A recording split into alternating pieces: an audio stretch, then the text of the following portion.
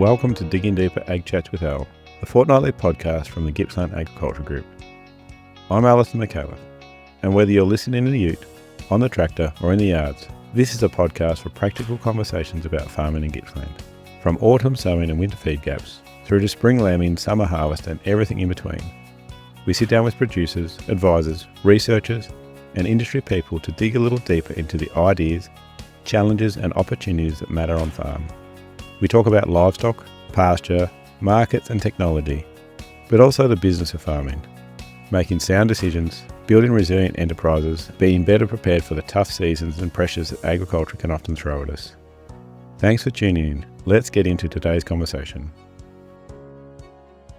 Welcome to Digging Deeper. We've got Pete Norwood from Full Circle Nutrition today with us. How are you going? Yeah, good, thanks Al. Thanks so much for having me along. Really appreciate it. You've had a big day here at Gippsland Ag already. You want to just quickly touch on what you've been doing here, and then we'll get into your story. Yeah, sure. Well, it's been a great day, really. So they've had the Gippsland Soil School that you guys have been running here, and it was terrific to catch up with some participants today, give them a bit of a rundown on things from maybe not an alternative perspective, but perhaps adding in some additional information on top of what they've already learnt through their soil school. So I guess it's been a wonderful opportunity to offer up some of my experience, and hopefully that offers them some further insights into their own farming businesses. Well, there was a good feeling in the room this morning. People obviously excited to be here. Now, it's a blend of theory and practical, isn't it? Because you actually get out after lunch. Yeah, we did. Yeah, which was really good. I think they'd had enough of all the science this morning, so to get outside and go and talk to someone practical. So we went out this afternoon. Rowan Bingley was really just super kind to be able to offer his place to come along and have a chat, because he's familiar with, I've worked with Rowan for a long time, but he's very practical and he's very business minded, and he's doing a lot of what he does, as many farmers do, on his own. So he's very succinct and effective and efficient in the way he goes about things, and I think people got so much out of that too. They could see there was what we were talking about is practical, and you can do it. And in fact, even a one-man operation can do it as well. So we'll get into your story going back to the early days, I guess. How come you ended up in ag? Are you a generational farmer, or where did this all start? Good question. Going way back, my father and mother moved out to and bought our family farm when we were quite young. I think it was 8 at the time. It was the showing my age now. It was the 1982 drought. It was just the year before, actually, before the drought. Yeah. They bought a farm at Mendooran in New South Wales, so they bought 1,300 acres up there. Is it mum or dad's side? Yeah, that was it was the two of them in their own right. Mum's dad had farmed when she was very young, but then he'd moved into Dubbo. It was at the time, and worked in a store in Dubbo basically, so as a storeman. So he hadn't farmed for a long time, but Mum and Dad thought it'd be a good idea to bring the family out into a great lifestyle, if you like. Well, I think it took Dad by surprise. Yeah. There was a lot of work in it, and he was a surveyor as well, so So he was working off farm as well as trying to run 1,300 acres. So it was. Yeah, it was a lifestyle for us kids, perhaps. Yeah, I'm not sure for Mum and Dad. Where did you say that was? It was sheep or cattle? At Mendooran, about an hour and a quarter north of Dubbo. If you're going to Coonabarabran, you can go through Gilgandra, or you can go through Mendooran. I always tell everybody there's a pub and 2 clubs there. There's not much. There's not much at Mendooran, but it's a lovely part of the world. Yeah. It was always mixed farming in those days. So sheep, cattle, and cropping. We were running all 3. Up there, and I loved it. It was a kid's playground, really. It was fantastic. It sounds like tough country up that way. It can be. It's a fascinating country, part of the country from a soils perspective. You've got you're in right in the middle between the north and the south in terms of split in rainfall. So there's fairly even rainfall. It's 500 or 600 mils rainfall, but it's split fairly evenly. So you can grow winter crops and you can grow summer crops there potentially. But it's right next to the Warrumbungle Ranges, which are a volcanic range, and wherever the lava landed, which was very sporadic and intermittent, was where you had black soils. Mm-hmm. And then as it broke down, as it started to weather, it became red soils. And then where there was no lava arrived, you had, millennial old soils that were really sandy. So there was parts of it that would grow pine trees, and there's parts of it that would grow ironbarks, as they used to say in those days. That the ironbark was obviously the good country, but it was but it could get marginal. It could get very dry at times, and coping with that, was well, we were there in the 1982 drought, and I remember cutting currajong trees. We were lucky that Mum and Dad hadn't stocked up too heavily at that stage. We had some agismite on. I remember cutting currajong trees to feed the animals. It was there was not a blade of grass anywhere in the whole district. For thousands of acres. It was a pretty tough time. Now it seems like it's well entrenched in your memory, those early days. Yeah. What was farming like back then? It was pretty rudimentary. Particularly on our farm, we had an old Ford 5000 tractor and a scarifier and a one-way plough, disc plough, and an old Conochet seeder, and we had an old A84 header, which was, it was broken down more often than it was running, but there was opportunities to grow things fairly easily back then, I guess. Only from the point of view that it was in the early days of starting to people really putting in play single super and things like that. So you could sow a crop, and everyone was still cultivating. So they were mechanically controlling weeds to a large degree. So chemical hadn't really taken off. There was, but Dad didn't like using a lot of chemicals, only because he wasn't familiar with them, so he was scared he was going to do something, wrong with them, if you like. He built his own boom spray. I remember him building his own boom spray, which was pretty rudimentary. But no, look, there would have been minimal use of chemicals in the day. Like, we wouldn't have even used Roundup, for instance, to knock down a paddock. We would have cultivated it back in those days. Looking back on some of those soil types, probably not so good as far as maintaining soil structure goes. But it is pretty vivid. I remember when I was 13, I sowed all our crops myself. I did all the cultivation and all the sowing, and I just remember vividly, the smell of that soil. It stuck with me. I think that's part of why I get so passionate about it nowadays. Those memories. It's obviously stuck from an early age. Yes, definitely. And it's carried on. So, talk us through your journey from then until now. What are some key moments? I remember back in the day we had a district agronomist. So every district had their own government-funded agronomist in the department. And I remember the district agronomist, Dad, ringing him up one day, and he said his name was Bob Freeburn. He was very well known because he used to write a column in the Land each week. And he said, "Bob, would you come out and take some soil tests for me?" And Bob did, and then he came back, a little while later, and he told Dad what to do. And my running joke was, anyone who can tell my dad what to do, he must have been pretty knowledgeable and had a great job. And it probably sparked my interest into looking at how I could learn some, and learn about becoming a professional in the field, if you like. So So did you go off to a uni? Yeah, I did. I went to Charles Sturt Uni at Wagga, or Wagga Ag College, as that used to be known, and did my ag science degree there. Yeah. And then you're obviously a long way from the family farm now. Yeah. Stratford originally in this area? Yeah. When my wife and I moved down, we ended up in Stratford. It was just, we got an opportunity to buy a block of land, as in a building block, and build a house. And then that gave us enough equity to then, much to my wife's sort of chagrin, she was from Canberra, so she didn't have a farming background initially, and I convinced her that it would be a good idea to buy an irrigation block, and all we could afford was 58 acres. So that's what we started with. We still had our house on 5 acres, and we bought this 58 acre block. And the neighbour came over a few months after we'd been there, and he said, "If you ever want to sell, just let me know." And so we then managed to buy a bigger irrigation block after that, and renovate the house. And add a bit of value to it all that way, and that's what we've done. We've slowly leveraged our way up over time. Yeah. So you're still in the Stratford area or moved? We've actually moved. We've just not long moved down to Seaspray, down on the coast. On the sand plains? It really is just the most amazing place. So we've got sand, and it is pure sand. We've got clay, but it's at least 800 to a metre deep. Mm-hmm.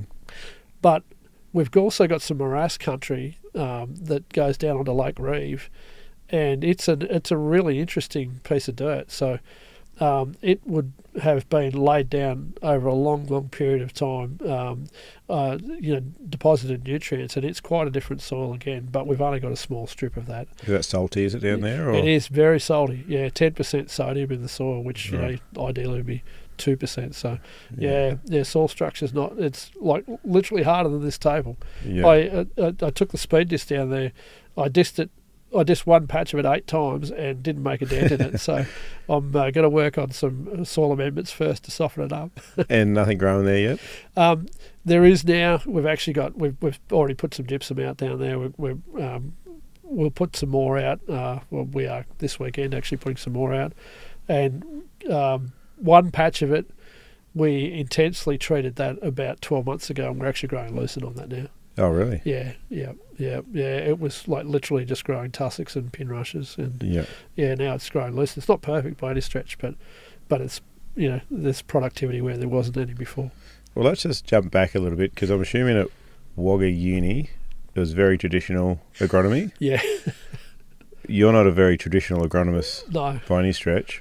Where's this shift come from? Is it something that you've picked up, or someone that you've met that's got you pointed in your direction?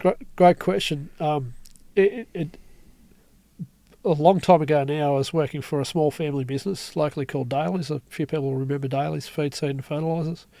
And when I arrived there, they employed me as a nutritionist and agronomist. Well, I can tell you now, Al, I was barely an agronomist. In fact, I wouldn't even say I was an agronomist. I was, I'd only been out of uni for 2 years. And I certainly was a nutritionist, and I didn't come from a dairy background. But I was always very passionate about learning. And so I went to every seminar there was. If there was a speaker from overseas that was coming and touring around, I'd go and listen to what they had to say. But the farmers were kind of relying on you bringing some of that information to them as well. And we had 2 farms simultaneously one year that had cows going down as Dana cows. So what that means is post-calving, the cows run out of energy, and then they go down and they can't get back up again. Yep. So I would think milk fever or something like that. It absolutely starts as milk fever. So you go and give them a flow pack, to try and get them back up again. But it wasn't working. And it happened on these 2 separate farms, but both in the same week. And they were losing 3 and 4 cows a day. And they were desperate, and they rang me up. They'd had the vets out to have a look, and the vets had done everything they could. And I said, look, I don't know, but I know a guy that might. So I rang a nutritionist in Queensland, a bloke by the name of Jim Wade. And Jim's just like super clever. And Jim said, I know exactly what's wrong. He said, you've got a phosphorus deficiency. And I said, look, I don't want to be rude, Jim, but we've got, brilliant Olsen P levels here in our soils. I'm not sure that's the case. He said, I don't care what you say. This is what it is, and this is what you're going to do. He's pretty forthright. He said, go and get some single super and stick it in a woman's stocking. And he said, and throw it in the water trough, and tomorrow morning you won't have any downer cows. And I thought, that sounds like a magic trick, Yeah. We went and did it, and absolutely to the letter, the next day, no downer cows. So then I started thinking, well, why did we have such a significant phosphate deficiency in these animals when we had good phosphates in the soil?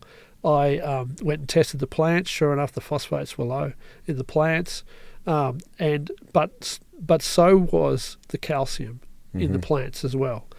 And I started. What did the soil test say on calcium? I hadn't quite got that far. I tested the plants, and I was telling this dairy farmer about it one afternoon, and he said, you might be really interested in this book.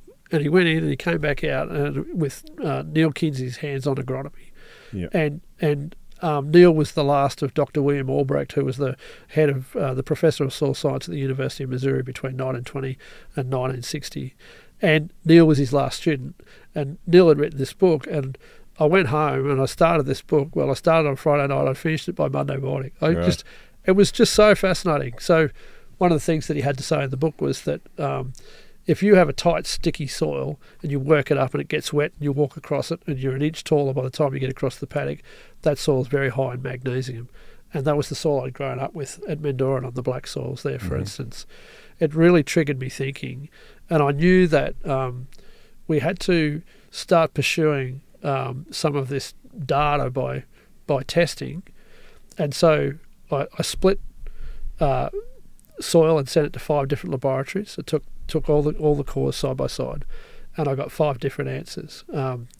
And Neal came out to Australia, and I'm thinking, we should have been taught some of this stuff at university. But he came out to Australia. I went to his seminar, and I was talking to him one day, and I said, Neal, I'm a farmer. When I get my soil straightened out, how's it going to look? And he said, well, you should be able to drive your finger down into the soil. And I thought, well, I'd break my finger if I did it on my block at the time.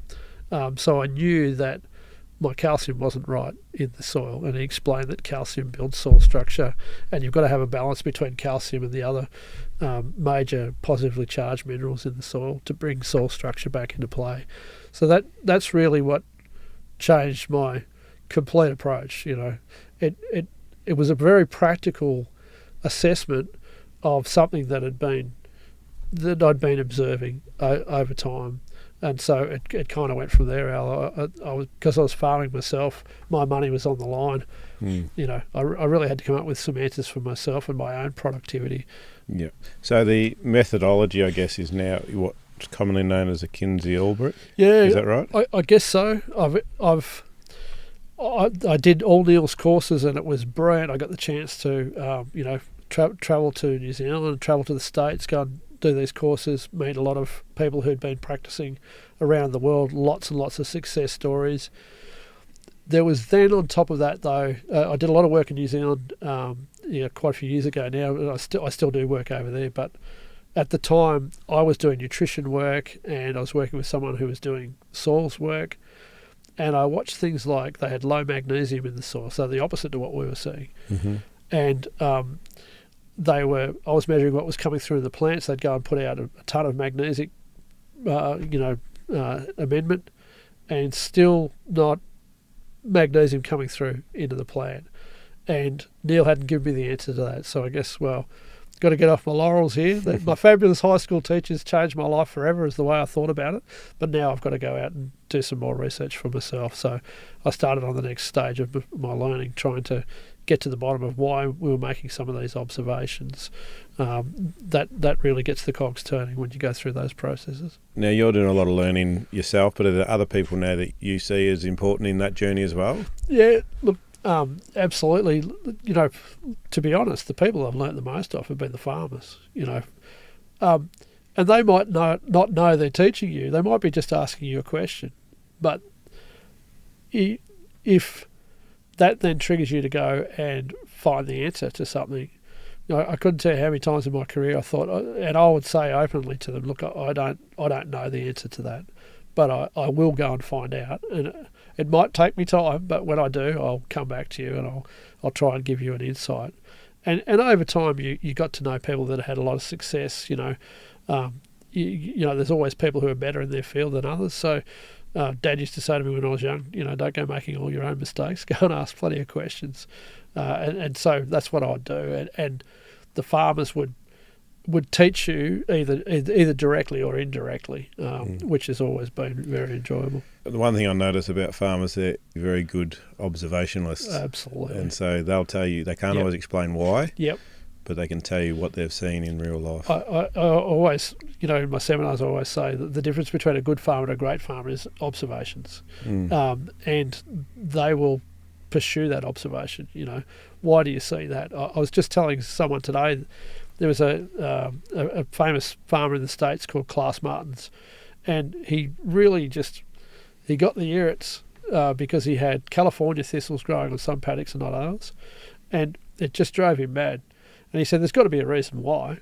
And so he rang the local university and got the university professor to come out, and he tested, that we can do this, much more commonly these days, but he got him to test the soil microbiome.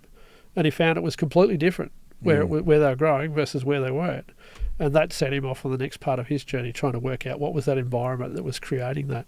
I love that. Like that's at the extreme, but there's been plenty of farmers that have passed on tips to you and I over the years, and you think, wow, that is just, I just can't believe you've seen that and you've noticed that. And even I know it sounds simplistic, but an old farmer said to me yesterday, he said, we're going to get some rain this weekend. And I said, how do you know, Bill? What was he looking at? He said, the sugar ants have gone crazy. Yeah. I was like, wow, yeah, you're right. That's, I hadn't had my eyes open in the last week noticing it. But I said to him, it's funny you should say that. I got in the tractor last weekend. Yeah, and there was sugar ants running around in there. So my uncle's got a good one, and this is very localised, I think. Yes.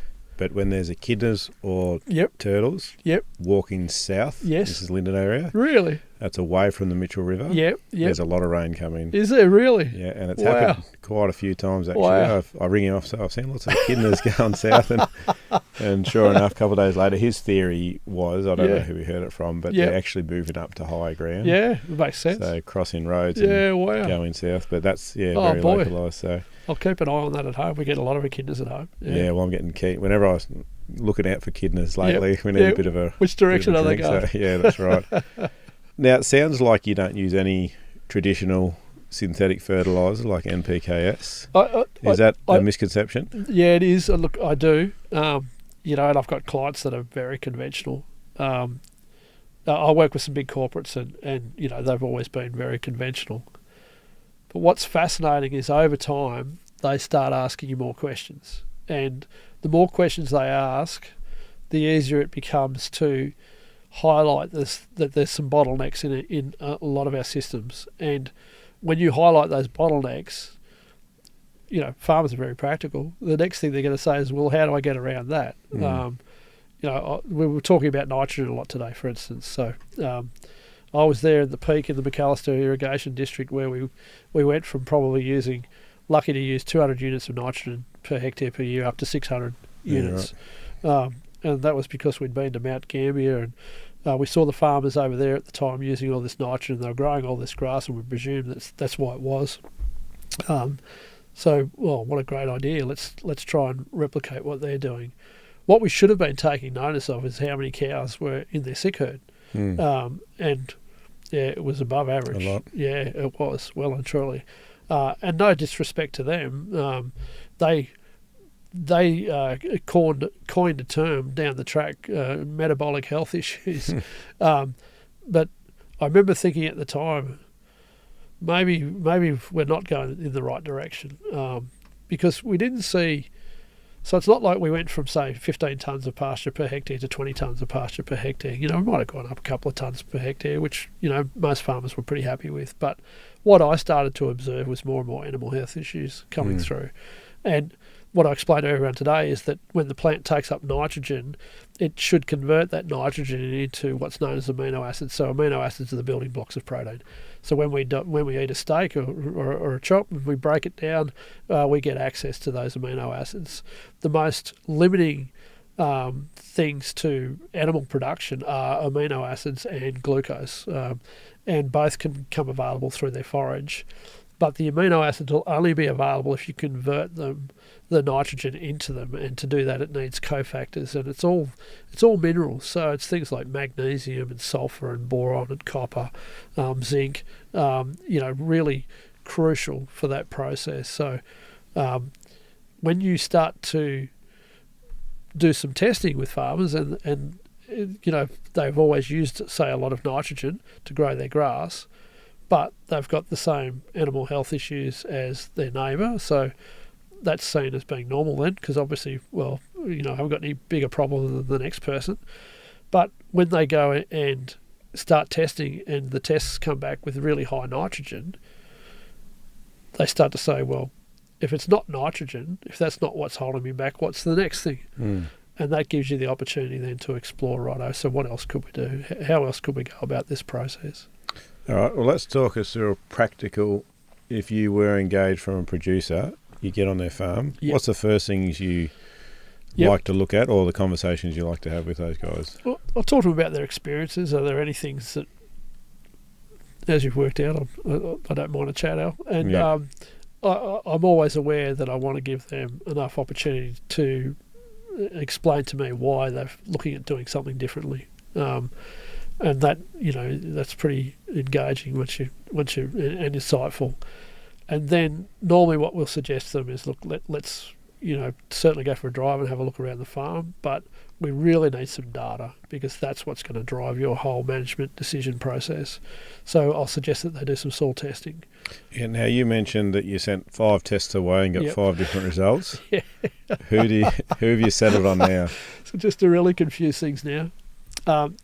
So I went from sending them locally, I started sending them through Neal Kinsey to the Perry Laboratory in the States. It's the last laboratory in the world that's using the exact Albrecht method as Dr. Albrecht set out. From a soluble nutrient viewpoint, I haven't seen a better test, and it gives constantly replicatable tests. You can split a soil and send the same soil, mark it differently to that lab and get the same answers back. It gives you a lot of confidence in what they're doing. But it's a soluble nutrient test, so it's telling you what's potentially available. And then you've also got the opportunity to test what's called a total test as well. And that allows you to look at all the nutrients that are there behind the lines that may be complex and tied up, not available just yet. But it would mean that if you made them available, you wouldn't be applying them, for instance, and that creates a great effectiveness and efficiency. I can get them done in the US, but it's really expensive. And so I send them to a laboratory here in Australia and get it done here in Australia. You get the totals here as well. Yeah, get them done here. Yeah, the lab I use is EAL, so they do a really good job on that side of things. Yeah. So what do you ask for? It's not the standard test then. No, it's called a total Albrecht test is what they call it. I'm pretty sure. But I get it with heavy metals as well. So I get as much data as I can possibly gather. So it will give you soluble nutrients. It will give you what's called the exchangeable cations, which are all the minerals that affect the soil structure, just the same as the States. But I found that I don't like those numbers. They tend to be a bit overinflated. But the total tests are really good. Mm-hmm. I can correlate them with what I see in the soluble tests and what I see in the plants when we test the plants.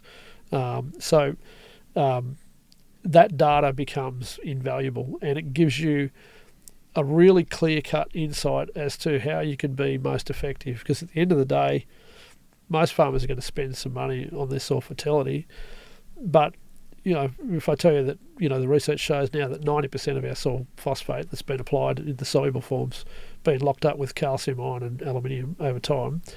The next thing you're going to say as a farmer, and I'm going to say as a farmer, is how and how do I get access to it? I don't want to just keep applying it and have that happen, for instance. Having said that, if you were deficient in phosphate, I'd be telling you to apply some phosphate to the soil. So then it comes down to the conversation, well, what's the best way to do it? What forms can I buy it in? And you can buy it in a soluble form. You can put it out in a single super or DAP, and that works. But there's other forms where you can apply it where it's already complexed, so it can't tie up. It's already tied up. And then the microbes will actually work to produce organic acids and enzymes, as does the plant, and release those nutrients out of that over time. So, they're the sort of things I take into consideration when I'm sitting down making some recommendations for people. But it's got to be practical. It's got to be products they can get access to. We'll use things like, we use lime, we use gypsum, we use chook manure, we'll use rock phosphate. But if people don't want to do that, that's not a problem. We just adapt the recommendations. We'll use. I don't. The one thing I don't use probably is muriate of potash. I'm not real keen on using that. Why is that? What's that? It's a chloride form, and it's toxic to the soil microbial population. So, after a while, when I spend enough time with my clients, what we're trying to work through, which is becoming more and more evident in all the research that's been done, a lot of this is really it's hot off the press. Well, it feels like that in the last 10 years. It is anyway. I'll give you an example. So Rhizophagy, which you might have heard of, there's a guy called Dr. James White. So John Kempf does a lot of podcasts in the States, and he was probably one of the first to interview Dr. James White. James White learnt from some Australian researchers, believe it or not, I think they're from the University of Queensland, that plant roots can suck up bacteria out of the soil. They strip out the outside layer of that bacteria. That releases, amino acids and nutrients, and then they spit those same bacteria out through their root hair, and the poor old bacteria tumbles around in the wash, and then he starts to grow his outside layer again, and the plant can suck him up again, and it can do it up to 3 times. Right. When you start explaining things like that to farmers, and then explaining that form of nitrogen that the plant takes up is actually the most effective and efficient form that the plant can utilise, the next question the farmer asks, well, how do I encourage that? So sometimes something as simple as, say, soil structure, for instance, becomes really important because the microbes can't live, without adequate soil structure. Yep. So sometimes it's the basics, I guess, Al, that we've got to go back and have a look at. But the farmer becomes the questioner because the farmer goes, right, how do we achieve this? And you're just the vehicle. You're just saying, well, there's multiple options. Which one do you want to take? And of course they're going to go and say, well, what's the cost and the return on these things? And then they'll pick the right pathway for them then after that. Now, you mentioned on your new block that you've got sand down to like 900 mil, and then you've also got some floodplains, so to speak. Is there, in a lot of the farms you see, a amendment that's always going to help, or is it always very paddock specific? Very paddock specific. It depends on the history, especially here in Australia. Culturally, things can be very different in different parts of the world. So in New Zealand, for instance, they've had a history of applying lime for a long time over there. So believe it or not, sometimes in their soils they've got too much calcium. Right. Calcium's brilliant because it brings those clay particles together. It allows them to what's called flocculate or aggregate together. When it does that, it leaves a space between them and the next clay. So now you've got some oxygen spaces or some air spaces in the soil where the water can infiltrate, the roots can get down. You remove the compaction and you create oxygen in the soil for the microbes. Over here, a bit more hit and miss, getting much less so in the last few years. Like, even the cropping community has started to apply a lot more calcium to their soils. But if I had to say if there's one thing that creates opportunities, in a lot of cases, it is calcium because it helps build back your soil structure. But there's other things that are critical too. I talked about sulfur today. Sulfur leaches. It's negatively charged. The clay in the soil is negatively charged. Like charges repel each other, just like magnets. And so when it gets wet, we lose sulfur out of the system. All amino acids are made from nitrogen, carbon, and sulfur. And so, we've got not enough sulfur in the system. In many cases, we've tried to make up for that by starting to add more nitrogen into the system. But you need that sulfur there. So something like sulfur is also something to be seriously considered. Just on another little tangent then, obviously we've done a little bit of work here at the Gippsland Ag Group on the sulfur. Yep, have you been across that one? Yep. Yeah, definitely. Yep. What's that product like? Yep. And it's a great product, an excellent product. It's harder to work with because it's a powder, but it can be mixed with other things and spread out. It's highly available, that sulfur. Because it's an elemental sulfur, normally when you buy elemental sulfur, it comes as a prill, and it takes a while to break down that prill. That powder is like red hot. It's really readily available. So if you were going to go out with, say, let's say 70 kilos to hectare of normal prilled elemental sulfur, you'd probably just about halve that with the powdered sulfur and get a very good response out of it. Once that's in the system, is that there for longevity? Or No, you're going to have to keep doing it. I said to everybody today, there's two elements in particular that leach over time apart from nitrate nitrogen, and that's sulfur and boron. They're both negatively charged. So even if you had everything else perfect in your soil, you're always going to have to put a little bit of those things back into the system. Elemental sulfur gets converted into sulfate sulfur by the biology in the soil, and then it gets taken up into the plant. So that's the plant available form, but it's also the form that leaches. So the beauty of element sulfur is it takes a bit of time to break down or be converted into sulfate, so it gives you a bit longer. If you apply something like gypsum, which is calcium sulfate, sulfur is readily available, but it won't last long because it's already in the sulfate form. So it does take time, but I suggested to everybody today, I think even my thinking's changing a little bit. Well, a lot of people don't use enough sulfur to start with. Then, we've started by adding it back into the system, and, really diligent farmers might put it out twice a year. I'm thinking we should do a little bit often, so do just small amounts but regularly through the year because of that leaching effect. So multiple applications a year. If it's practical for the farmer, yeah, absolutely. Sometimes these things are not practical. Science means practicality, and it doesn't happen, but yeah, to be honest, that's the way I'd be approaching things. I think you'll get a lot more effective utilisation of it. Right, another little tangent. Foliar? Yep. Are you a foliar man? I know you're a foliar man, so talk to us about the foliars, because can we dissolve sulphur yet or not? That was a good question today out in the paddock at Rowan's. No, unfortunately you can't. Right. It's hydrophobic, and that's because it's already got some water in it to start with. So no, unfortunately you can't. The best way is to apply it ground applied. Yeah. And you don't want a lot of sulphur stuck to the leaf either. If it does get stuck to the leaf, glues their pores shut or something, does it? No, the worst thing is in an animal-based system. Well, number one, it can create burning. Number two, in an animal-based system, you can, if you're already low in copper, it antagonises the uptake of copper into the animals. And in an extreme case, it would cause polio.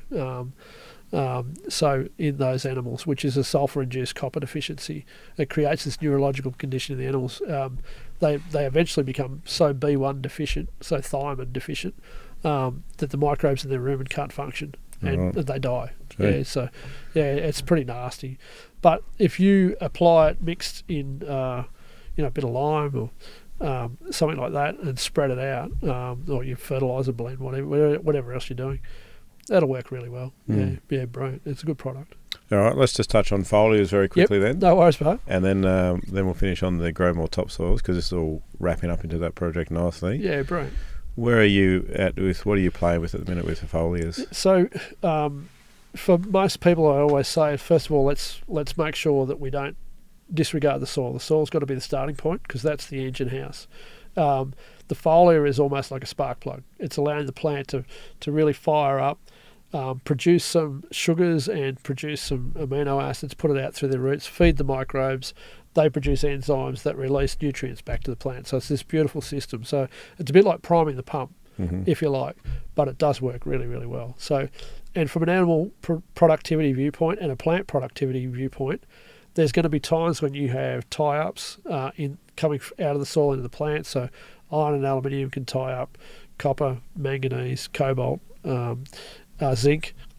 They tie up phosphate. Aluminium stops magnesium from becoming available into the plant. It prevents boron uptake into the plant if it's in the wrong form if aluminium's in the form of a hydroxide around the roots. So you go and measure the plant. So as the farmer, you're saying, well, that's okay. I'll sort that out later, but I want to grow something now. You go and do a tissue analysis. So I do both. I do sap analysis and a tissue analysis. If you're going to do a sap analysis, you really need to do a differential analysis. That means you test the oldest leaf and the newest leaf on the plant, and you have a look at the movement in the nutrients. Tissue test is a bit more long term in terms of it gives you a history of what's been happening with the nutrients, and then you can go and tailor make something, for your farm. So you'll always tissue test at least? Yeah, before absolutely. you do a foliar? Yeah, look, I really am loath to guess, because sure as eggs you'll make a mistake. If you test, absolutely that's what's missing. So if you have when you get excess soluble nitrogen building up in the plant, it's not being converted into amino acids. That's a toxin to the animal. It actually costs them energy to break it down, and it can actually detrimentally affect the liver, for instance, if that was sustained over time. If you get sore feet in animals, things like that, mastitis, all the itises, it can be partially to do with that soluble nitrogen coming through. Even pink eye affects the liver, which affects the ability for the animal to convert carotene from the plant into vitamin A, and so they don't have an antioxidant protection of their eyes, and so they're more likely to get pink eye. But soluble nitrogen is the starting point. But you go and measure the plant, and yes, the soluble nitrogen is high, but all the cofactors like magnesium and copper and zinc and boron were low, say, in the plant. Maybe molybdenum, maybe manganese potentially, maybe iron, not as often. But you could go and foliar spray those out, and literally the next day that soluble nitrogen has been converted into amino acids in the plant, and it's come back down to a level that doesn't cause those negative issues. We normally don't have that at that extreme that I've just described, but what we have is poor, for instance, growth rates. So if you have cattle on high soluble nitrogen feed, they might get feet conditions potentially, but they may just really not put much weight on. They might be doing 0.75, 1 kilo a day. When you get that right, believe it or not, the right genetics and the right feed, the right management, it's possible to get up around 3 kilos a day. Yeah, right. Well, boy, that's a game changer financially to the farmer. So, with a bit of knowledge, you've really got a lot of control over some of these things. I said to everyone this morning, we can't control the weather of the markets, although that's what we normally talk about, each of us, but we have got a lot of control over this stuff. Yeah. That's really good. Well, let's lead into the project that you're actually advising on here at the Gippsland Research Farm as well. This project is called Growing More Topsoils, and it's funded by the Future Drought Fund via Food and Fibre Gippsland. It's been running for, what has it been now, 2 years? Might be actually 3 going into 4, I think. The original site. Yeah. Right, well, the original site was here at the Gippsland Research Farm. Yes.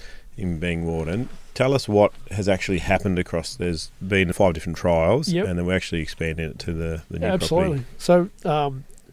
So the local farmers, as you know, and I'll give Trevor a plug. Like Trevor Caithness was instrumental in getting, and Trent Anderson, I think at the time too, was instrumental in asking the hard questions.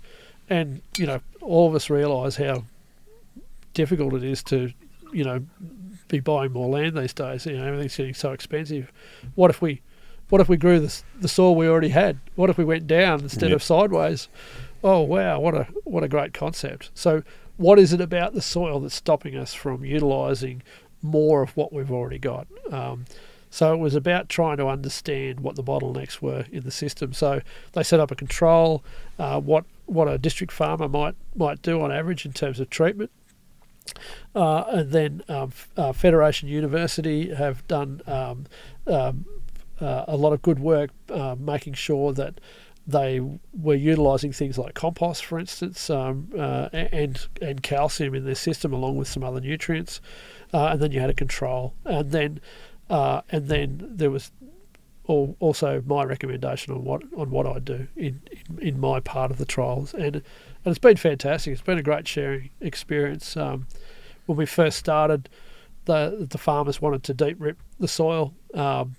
We had tested 0 to 10, 10 to 20, 20 to 30 centimetres. And I was telling the story today, I arrived out at the trial site and they already had the deep ripper going. What they didn't have is the information that I'd got. I'd got the soil test back. And as we went to depth, the amount of iron and aluminium just skyrocketed in those soils. And they were at toxic levels, which meant that with these big deep rippers we were using, and as I heard someone say, look at that, it's boiling it up to the surface, we were bringing all that clay that had all those nasties in it to the surface. That clay's also got a better water holding capacity and nutrient holding capacity, but it's then out of balance and it creates these tie-ups. But they did the same thing on every plot. Oops, sorry. But except for my plot, where lifted it up a bit. I asked them would they lift it up kindly, which was very kind of them to do that, really. And so, but even still, we had some imbalances there. And one thing that you can do to get on top of things like iron and aluminium is you can add something like silicon into the soil, for instance. So, so that's been part of the process. The soil structure, adapting the soil structure with, once again, all the things we've already spoken about.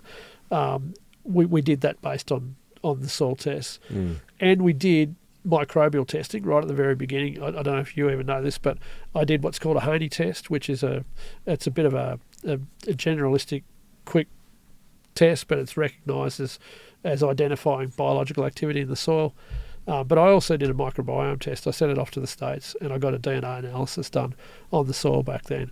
That was on the control site when we first tested it. Right. What's going to be really neat is to go back, whenever you guys decide that we're getting towards the end of the trial, and go and redo that testing again and see where we got to. In terms of physical observations, what we're starting to notice in all the plots where they've had treatments, and the farmers put lime and gypsum on as well, and the same with Fed Uni, for instance, is that we are starting to grow more topsoil. That this, it's a pretty shallow sort of topsoil sitting on top of a horrible yellow clay, as you well know, and that clay is starting to become crumbly. It's starting to form aggregates, which is pretty exciting stuff. Yeah, well, I think some of the measurements that stick out in my mind, that the top one is up to 40% more. So we have about 100 mil of topsoil. Yeah, wow. And then a fairly distinct horizon down to the next one. Yep. And it's gone from 100 to 140 mils. Yep. And the other observation, which you've mentioned a few times now, is I got the fun job of digging soil pits for field days with the little excavator. Yes. And it was incredibly difficult to dig in the virgin country or the control, just tough and tight and hard. I can imagine. Whereas I could use a mud bucket for the other pits. So it is moving fantastic down, and we've got a lot of interest and support from our members and people that come on site. And so we've got a new property around the Bairnsdale landfill site, Skeene Creek, and so we're actually replicating this, but with some differences, aren't we, this time around? So I guess I've tried to learn from any mistakes I might have made. For instance, on our plot, I've done a lot of follow-up testing, so for instance, on the original plot, now I can see that I've underestimated how much calcium I need to apply. I need to apply more calcium on that site currently, and so I've taken that into consideration when looking at the test results for Skeene Creek. So hopefully we get more and more refined in the way we go about it, Al. We've changed it. It was obviously on a larger scale. So this whole site was a hectare at the Gippsland Research Farm, whereas now each treatment is up to 4 hectares big. So it's grown in size. And then we're also the new sort of addition that we're doing is we're just top dressing one section. We're shallow incorporation for the amendments on the next, and then deep incorporation for the last one. So we'll also, because it's an expensive process when you start using big machines. So absolutely. We're going to see if just the top dressing or a light cultivation will actually happen. And what's your sort of thoughts on it? Is it just a time factor, or is it not going to be as effective? So if you can, particularly in the top 10 centimetres, work in those amendments, it's brilliant. Like it works really, really well. To get them deeper than that, I don't know that that's necessarily something that you need to do, and it is expensive, as you said. The reason why is because over time, the plant roots. So we talked about stress on a plant today. As you remove stress off the plant, the roots start to grow deeper and deeper, and as they do, they will start to distribute nutrients at depth. So silicon protects the plant's roots, for instance, against iron and aluminium toxicity. Silicon builds up in the plant's roots. What creates organic carbon in the soil is that you break down the ends of the roots that are dying via the fungi, and then you've got things like actinomycetes, the bacteria that build that back up into organic carbon in the soil. But those roots are full of what's called monosilicic acid, which is the available form of silica, which means then those new roots that go down to that depth have that available to them. And so it starts to create this protective armour, if you like, so that the plant roots can get deeper, and also you start to get more and more nutrients come available to that plant. So the plant roots will do a lot of work for you. But it does speed things up if you can work it in the top 10 centimetres. It does definitely speed the whole process up. Yeah, for sure. well, hopefully we'll have some results by springtime this year. And the other thing we're looking at is water holding capacity. Yep, right. We had a fairly good autumn start. Yep. Down here in East Gippsland.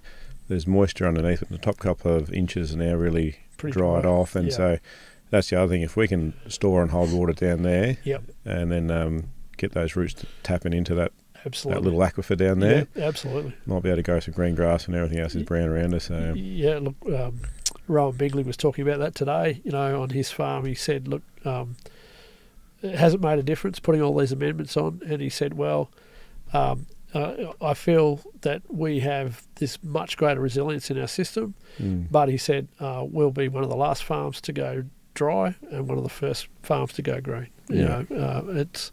It does make a huge difference, especially if you're running an animal enterprise. The less time you have to feed those animals, the less effort, less cost. It's just enormous. Yeah, extending those shoulders to the growing season is very, very important.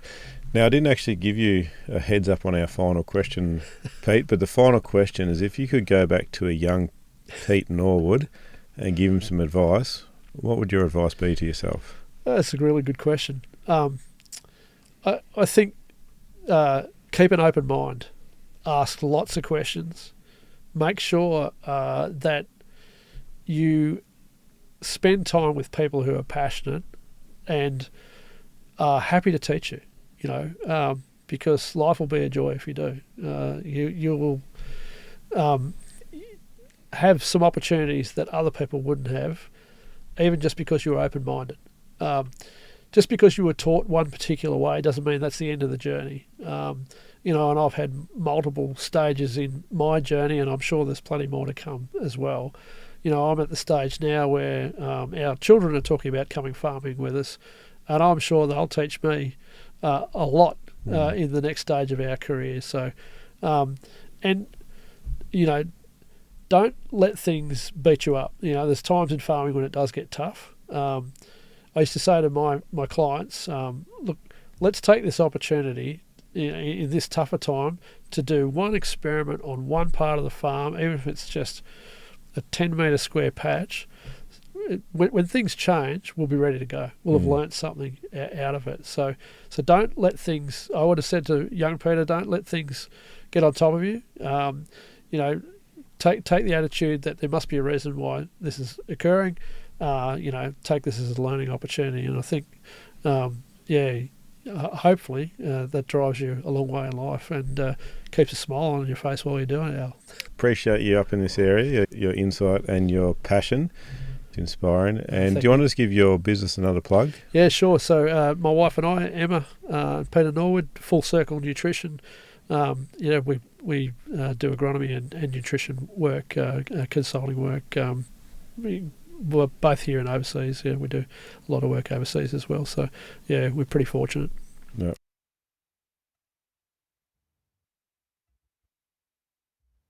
A big thank you for tuning in today. And remember, if you have a question about today's episode or a topic you'd like us to cover, reach out to one of our many platforms and join the conversation.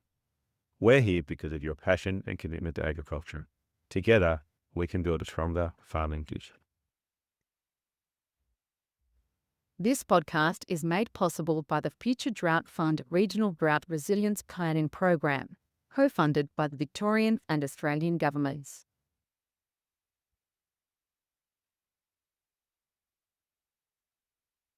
Now that was Full Circle Nutrition. Just find you on the website. Yeah, we haven't actually got a website, Al. No.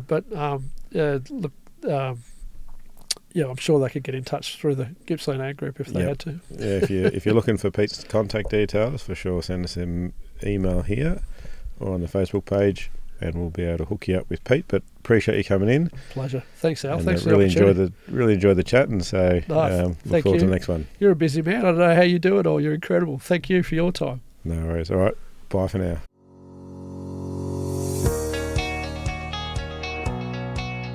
A big thank you for tuning in today. And remember, if you have a question about today's episode or a topic you'd like us to cover, reach out to one of our many platforms and join the conversation. We're here because of your passion and commitment to agriculture. Together, we can build a stronger farming future. This podcast is made possible by the Future Drought Fund Regional Drought Resilience Planning Program, co-funded by the Victorian and Australian governments.